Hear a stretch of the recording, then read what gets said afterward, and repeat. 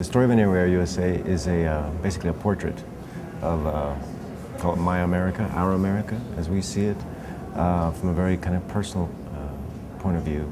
A lot of the references and a lot of the storylines, a lot of the characters are patently autobiographical.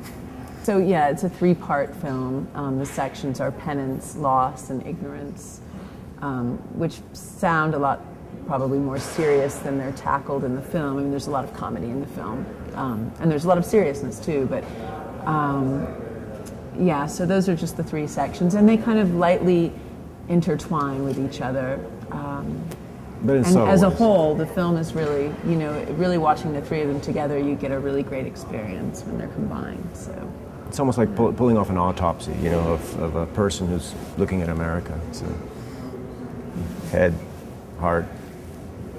Jennifer, she's like a anthropologist, ethnographic, I don't know. So she's just very obsessed with like finding humanity in people, and she has a knack for finding extraordinary faces. And so we always knew from the get-go, because of our financial limitations, that we weren't going to try to get somebody professional. Though we do have a professional in the film, which is our daughter. Her curriculum vitae is, you know, widely available. It's just a joy to just get people involved who just have no clue, but at the same time bring to the party all their nuances and their own lives to bear to something that's completely not them, but at the same time they know well. There were no rehearsals, so that made it easy. And part of the choice to have no rehearsals was exactly because of what you're bringing up. The fact that most of these people had real lives. They had jobs. They were carpenters, or they buffed floors, or they worked at Subway sandwich shop, or whatever they did, you know, for their jobs. And we weren't paying them enough, obviously, for them to quit for a year and be on our schedule.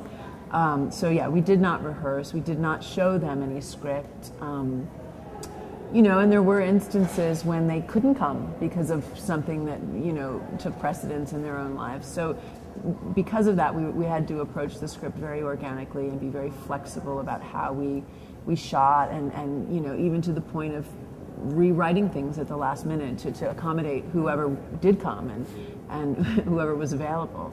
Some of the actors would have to say things that were almost incongruous and almost the antithesis of their upbringing. For instance, a woman had to go to the bathroom and pray before she said something she was about to say, things like that. A woman had to smoke like 12 cigarettes in a row, take a big drink before she could go through the scene, because it was just like, she just would go, oh my God, and she'd retreat. She goes, I'll be right back. And because I have an eclectic nature, an eclectic background, I think ultimately that informs what you do and how you see the world. And because I've lived in a lot of places, my perspective is, I have to say, my panorama is different.